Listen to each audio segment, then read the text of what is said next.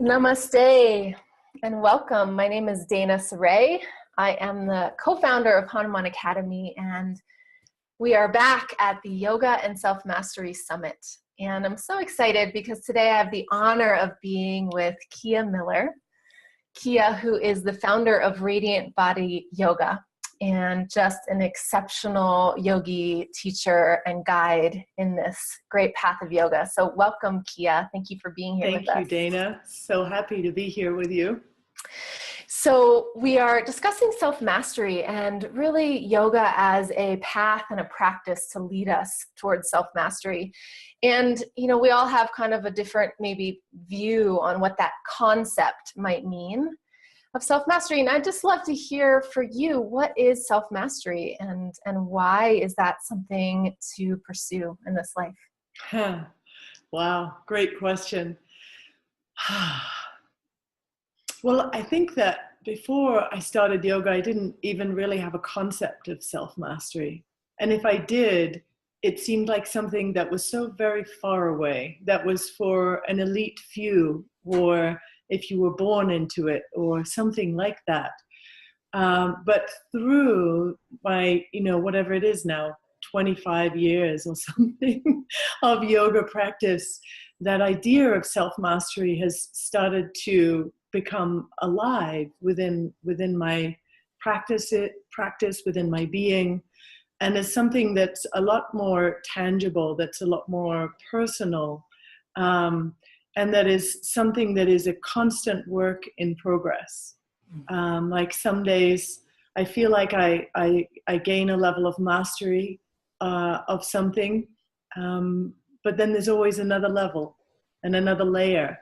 And so to me, self-mastery is really this process of unfolding toward our true nature, toward that feeling of being fully embodied in what we call in Kundalini Yoga our Satnam, that identity where we're really being in our truth. And it's an incredible journey, and there's many little pitfalls along the way. There's many big growing moments, and I think there's also times where we get to ride the wave of our efforts for a little while. So yeah. So ride the wave of our efforts, meaning maybe there's moments of respite or... Yes. Yeah. Yeah, exactly. And grace, I remember the time where I really started to trust my intuition, and how that really allowed a whole period of grace into my life. That hadn't been there before, because I was just trusting myself at another level and the insights that I was getting. So little things like that. Yeah. And I'm curious, what does that feel like when you have that moment of grace? Like, in your experience, what does it feel like? It feels like that deep inner confidence and knowing that you're on the right track, that everything is okay, that there's a sense of ease within one's being, like a lessening of conflict on whatever level that may regularly come. So for me, that it's a spacious quality that comes in. Yeah, well, it sounds like, you're really describing these waves, like a wave of really going into, I would say, maybe the fire, or really meeting your edge and working something deeply. And then sort of these other times of riding, at more of a state of comfort and ease. Is that kind of the process, would you say?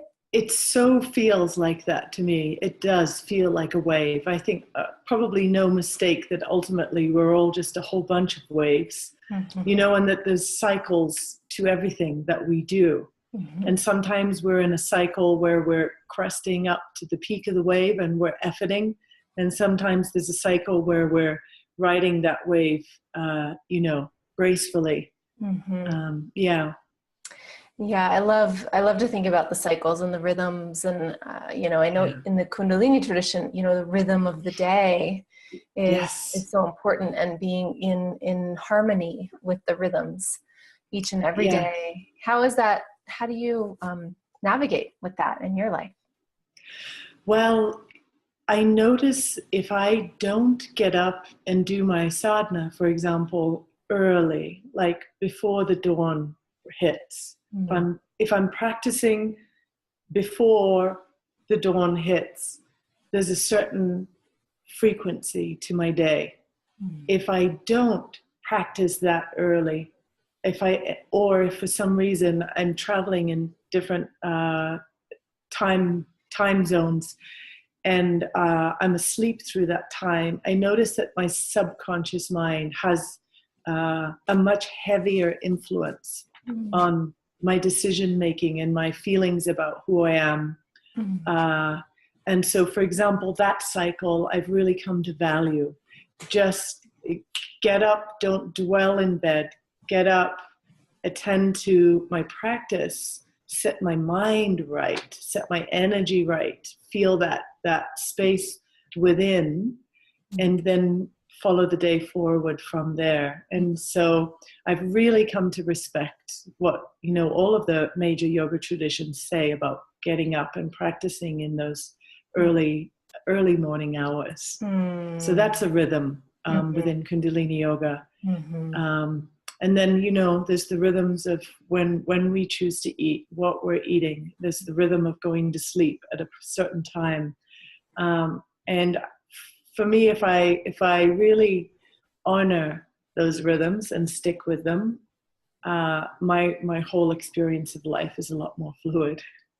Fluid. Yeah. Do you find that it's easier to meet the challenges that arise, or maybe there's not as many challenges? How does that? I think it's easier to meet them. Yeah. And maybe they're not perceived so much as challenges. Whereas when I'm off center, or I feel plagued, or sort of my subconscious mind is on me, then the slightest little thing can feel like a mountain.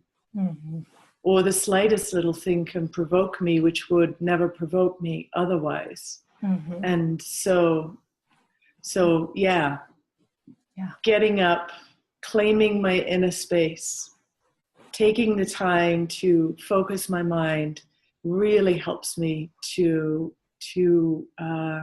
walk more gracefully through my day. Beautiful. I wanted to bring in the practice of self-inquiry, and yoga is known as, an art of self-inquiry. That's one of the main things. How does that show up for you in your own practice? And what does that even mean? It's funny, I think when we're born, we don't get a handbook for our inner life. I mean, we don't get a handbook for our outer life either, really. But, our parents, our culture, our society is schooling us on how we interact with this external world. But we don't get a handbook for how we interact with the unseen world within us, the world of our emotional self, the world of our mental self. And so for me, self-inquiry is the ability to come present in any moment in time that we're in, and really assess our own relationship to that moment, our relationship on a physical level, how we're receiving it, how we're feeling within the body, and then how we're receiving that moment emotionally and mentally, if we're projecting into that moment something from the past, or however it is that we may be coloring the moment that we are actually in. To me, that self-inquiry is all about how am I relating in this moment in time. And that's why long stretches of meditation are just so valuable, because you are assessing on that moment to moment to moment basis for a period of time. And you really start to get to witness the cycles of your mind, the cycles of your thinking, the old repetitive loops, or, you know, just in that state of presence, the subconscious mind can start to slowly reveal, you know, some of the hidden driving forces that are really behind so much of our decision making. And so to me, that process of self-inquiry is starting to become really an expert in how we address the present moment, so that we can begin to dissolve and break some of the old subconscious drivers that are coloring each moment. And then I feel like we really can start to exist in a much more harmonious way, because most of the struggles that we are experiencing in our life are coming from some level of mind, from some level of memory, from some level of past experience projected into the now, or past experience projecting into the future, the now that has not yet come, that we're worried about or anxious about. And so if we can start to sort of peel away those layers, then we become masters.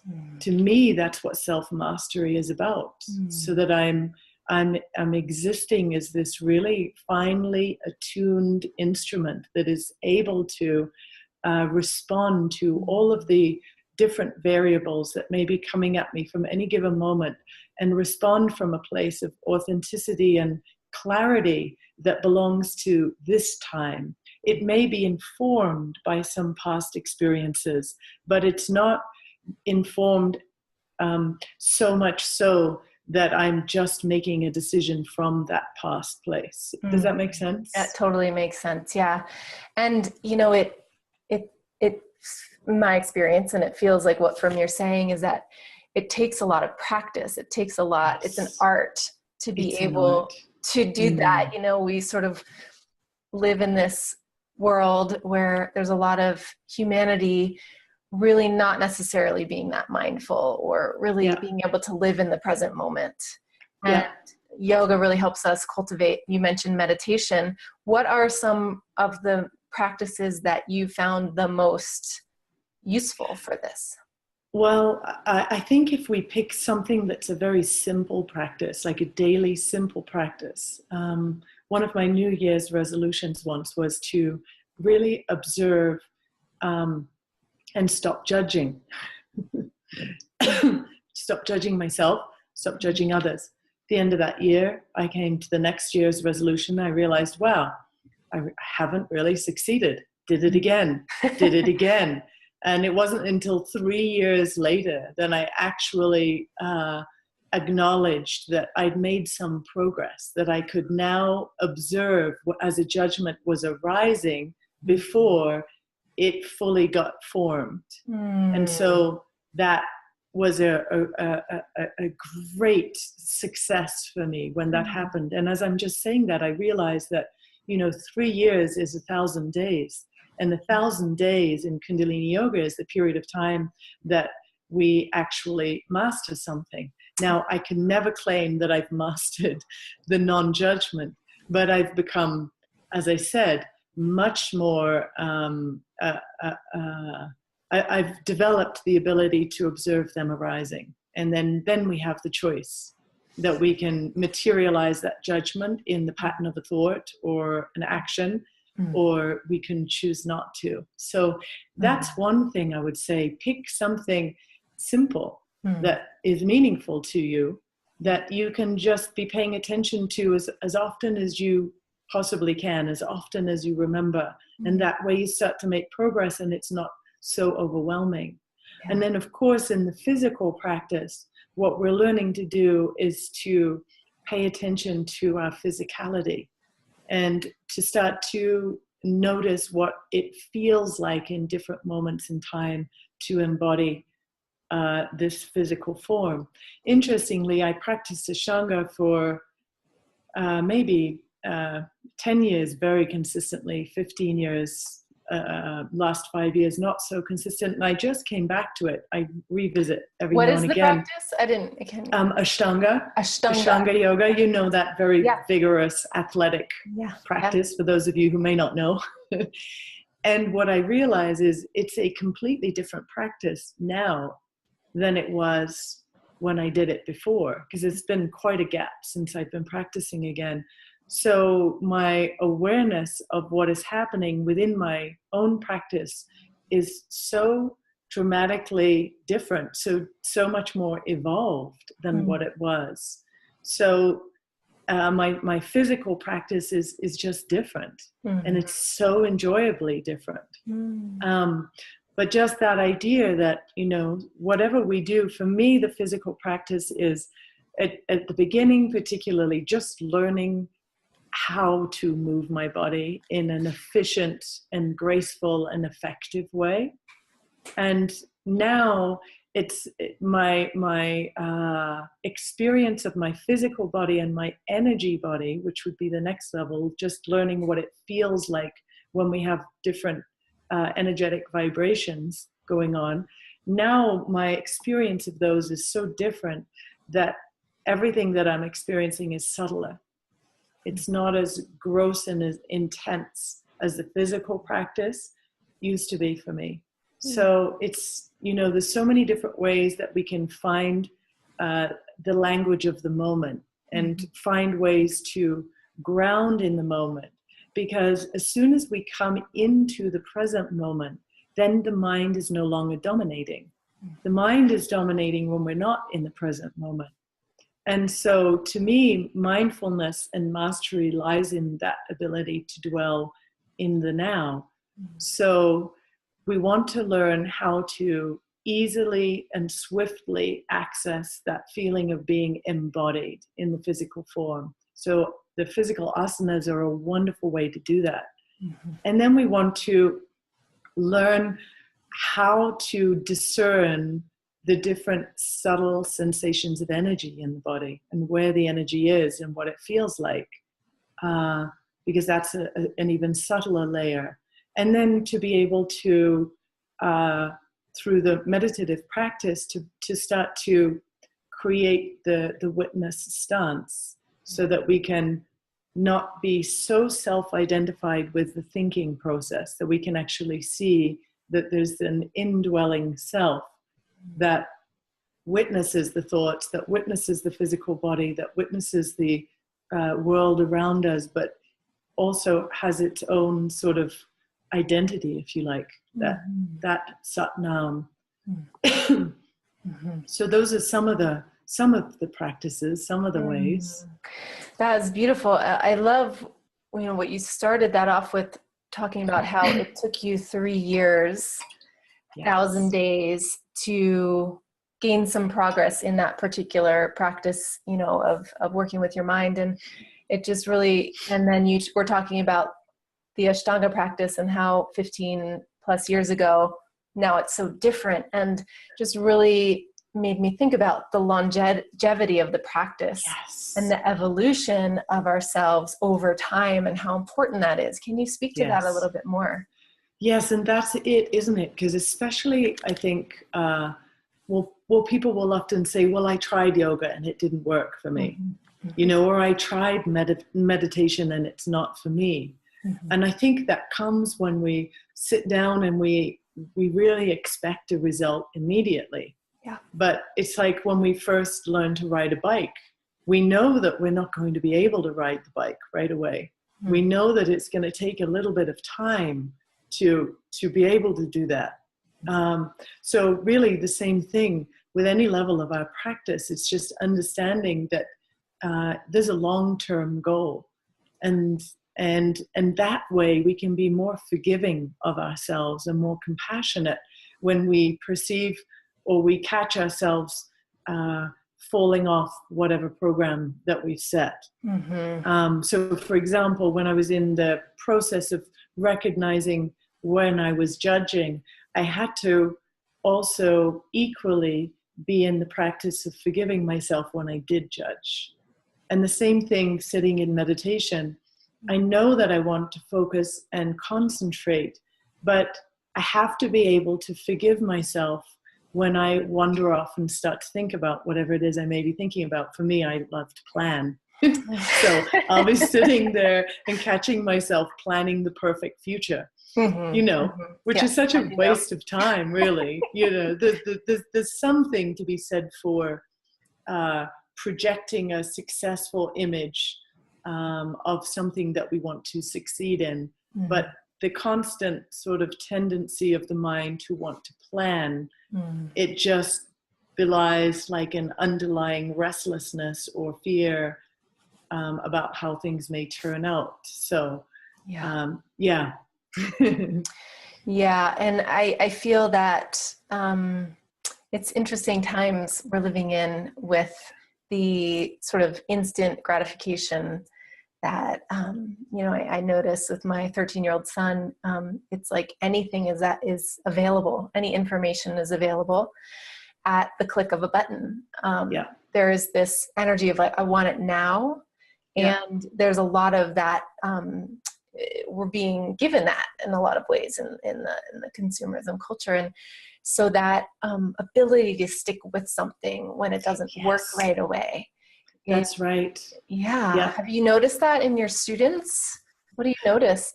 I have. Yeah. I've noticed those that have the willingness and the tenacity to just stick with it no matter what, and to accept their perceived failings. I think that's where a lot of us get tripped up, especially with meditation, because it's such a personal experience. Nobody can really teach you the lay of your own mind, because every single mind has developed differently. We all have different neural pathways. We all have a subtly different way of processing information.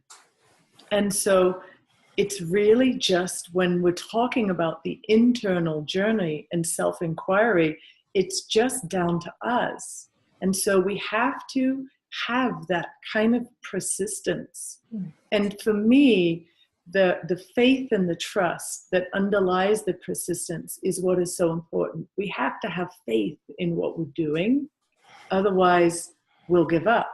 Yeah. And we have to have confidence that whatever technique we're doing is going to lead to the results that we're wanting. Yeah. So for me, I want to seek out masters who are reflecting to me the wisdom that has come through their practice, that are living examples of what is possible in this human experience. Because I think if we're just to go from the collective mind, we have collectively decided that we're so limited as human beings.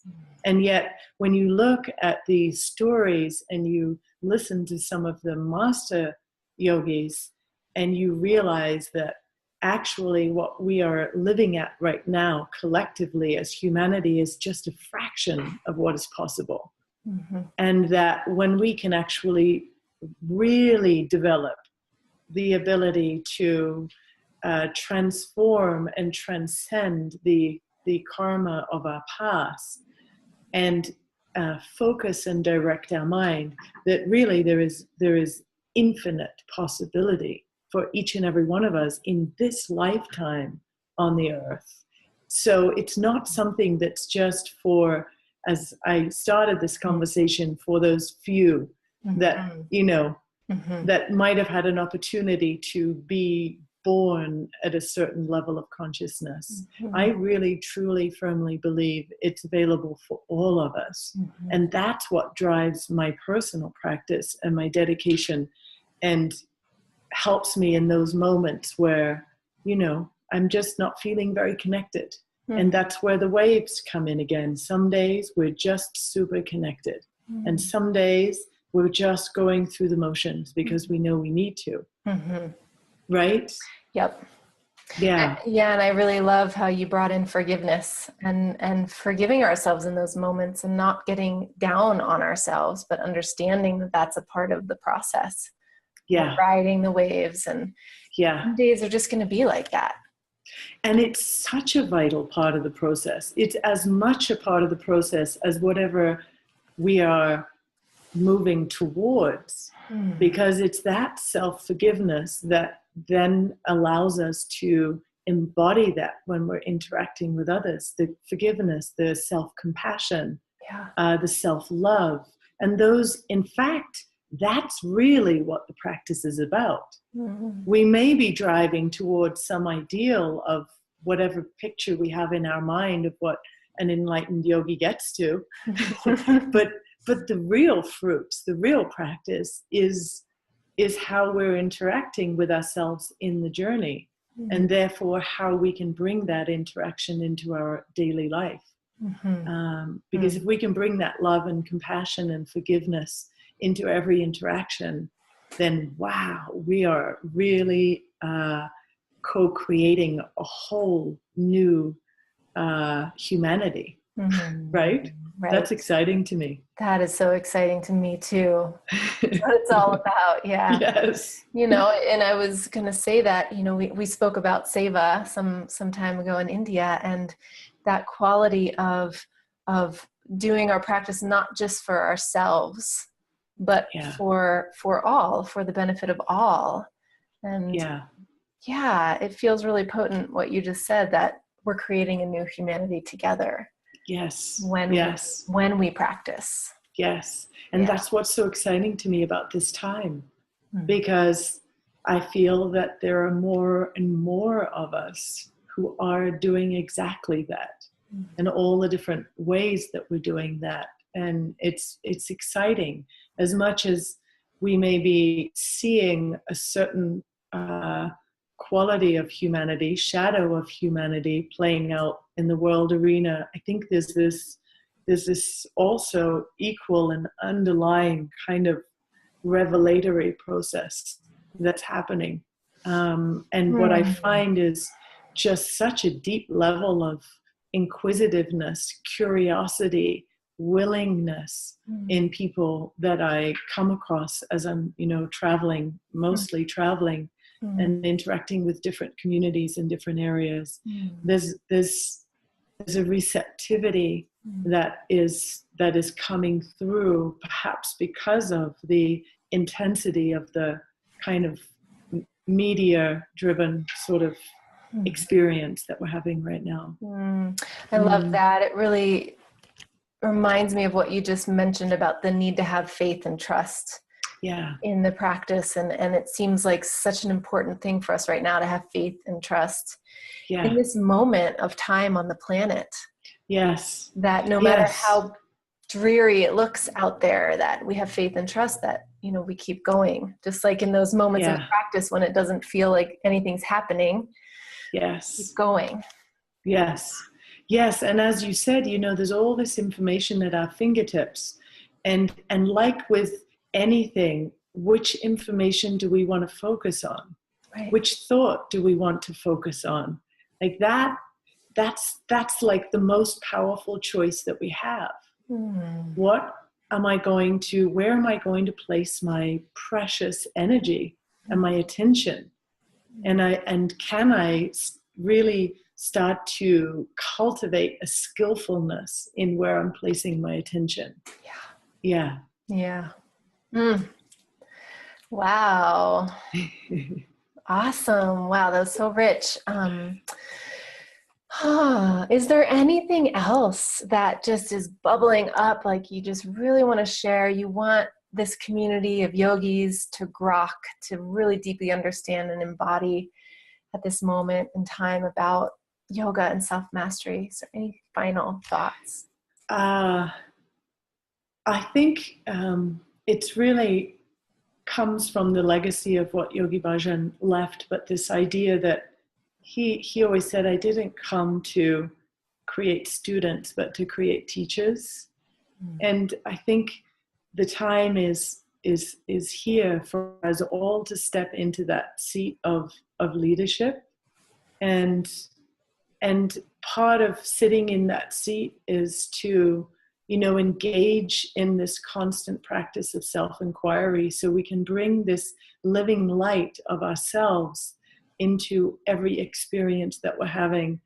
And for me, the profound leaders that I see, they're not necessarily having to stand on the, soapbox and shout it out to everyone, but they're just living a really exquisite and clear and clean life. And they're helping others to do that because of the choices that they're making. And then maybe they're becoming so skillful at that they're sharing that they've learned. So I think it's just, let us all really hold that seat of the teacher, and teach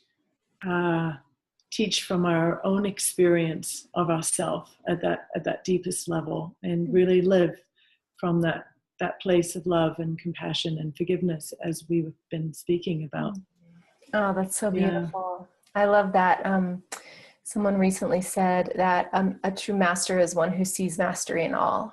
Yes, and I love that. Yeah, and I love what you're just saying, because we need leaders who are holding this energy and who are holding the upliftment of all, and not wanting to just keep the power dynamic, but actually lift everyone up along with us. Yeah. Beautiful, exactly.